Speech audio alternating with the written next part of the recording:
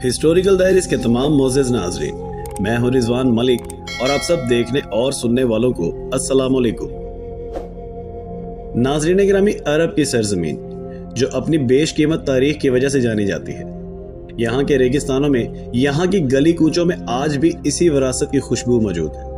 یہ بات دنیا جانتی ہے کہ اس سرزمین پر ایک سے بڑھ کر ایک مجاہد پیدا ہوئے، جن کی بہادری کی داستانیں آج ان کے اس دنیا سے جانے کے سینکڑوں سالوں بعد بھی فخر سے سنائی جاتی ہیں۔ لیکن عرب اور مسلم تاریخ میں جب کبھی سب سے طاقتور مجاہد یا بہادر کی بات ہوگی تو اس میں سب سے اوپر جس بہادر کا نام آئے گا وہ حضرت علی علیہ السلام کا ہے۔ دنیا حضرت علی کے کارناموں، بہادری اور طاقت سے بخوبی واقف ہے۔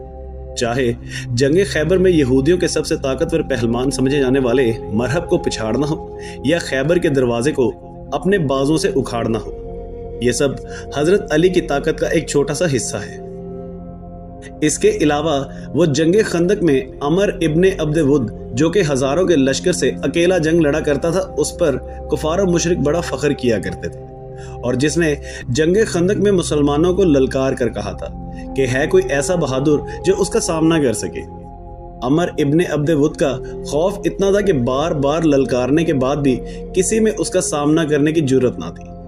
تب وہ حضرت علی ہی تھے کہ جنہوں نے نہ صرف عمر سے مقابلہ کیا بلکہ صرف ایک ہی وار میں اس کو اس کے انجام تک پہنچا دیا۔ حضرت علی نے اپنی زندگی میں درجنوں جنگیں لڑی، جن میں سے بدر، خندق، خیبر وہ اہم جنگیں تھیں جس میں حضرت علی نے دشمنوں کے لشکر میں تباہی مچا کر رکھ دی اور مسلمانوں کو یک طرفہ جیت دلائی۔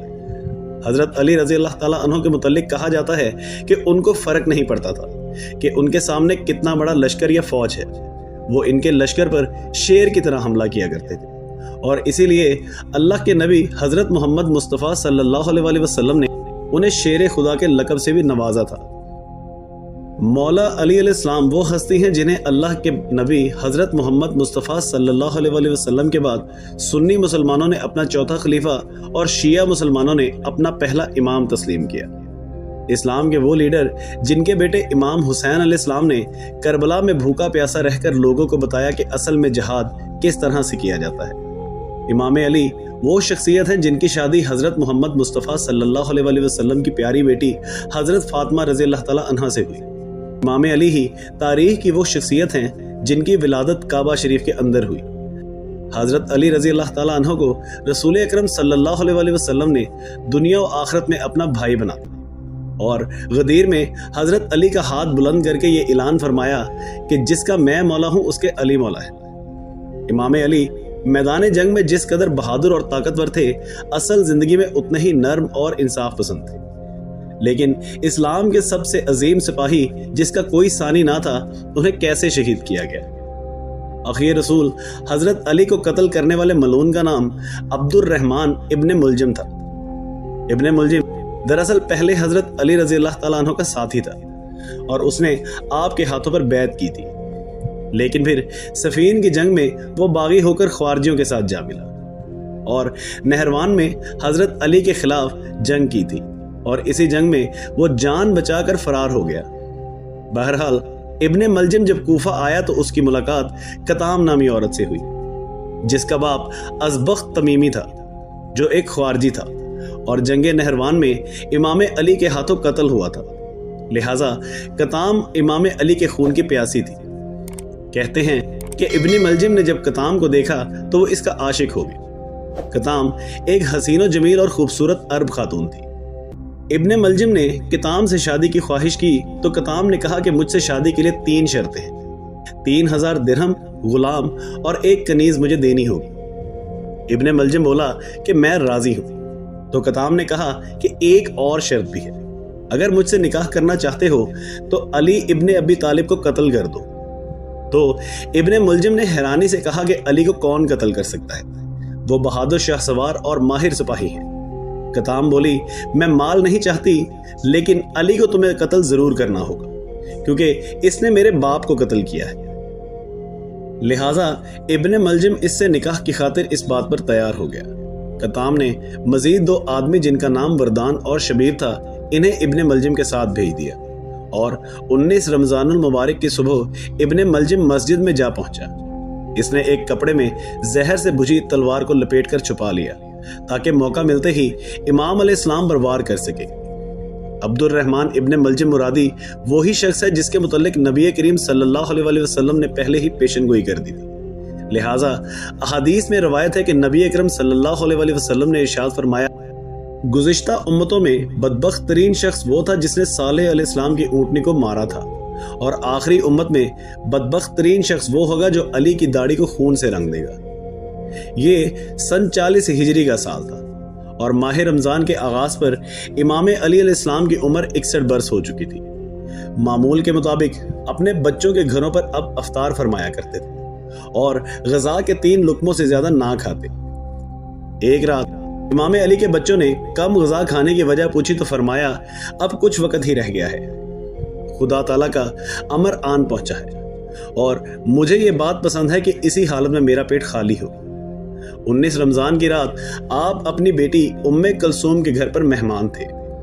بیٹی نے طبق میں 2 جو کی روٹیاں، دودھ اور نمک پیش کیا تو آپ علیہ السلام نے غذا کو غور سے دیکھا اور فرمایا کہ دودھ کا پیالہ اٹھا لو اور روٹی اور نمک سے افطار فرمایا۔ افطاری کے بعد نماز میں مشغول ہو گئے۔ امام ساری رات بیدار رہے اور رکوع و سجود اور دعا کرتے رہے۔ رات تھوڑی تھوڑی دیر کے بعد حجرے سے باہر تشریف لے جاتے اور آسمان کی طرف نگاہ کرتے ہوئے فرماتے، خدا کی قسم یہ وہی رات ہے جس کا میرے محبوب نے مجھے وعدہ دیا ہے۔